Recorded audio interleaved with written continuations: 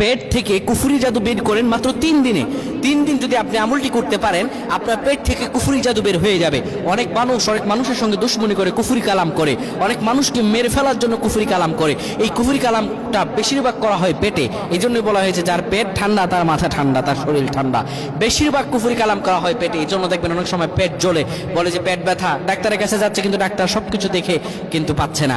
এটার জন্য আপনাকে শর্ত মানতে হবে কিছু। এই শর্ত আপনি যদি মেনে আমলটি করতে পারেন, 3টি শর্ত, এই আমলটি আপনাকে 3টি শর্ত মেনে করতে হবে। 1 নম্বরে ওযু অবস্থায় আমলটি করতে হবে, ওযু ছাড়া করা যাবে না। 2 নাম্বার আল্লাহর উপর পরিপূর্ণ ইয়াকিন থাকতে হবে, আল্লাহর উপর পরিপূর্ণ বিশ্বাস থাকতে হবে।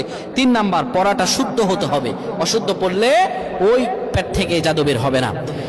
1 নম্বরে যে আমলটি করবেন, 1টি গ্লাস পানি নেবেন।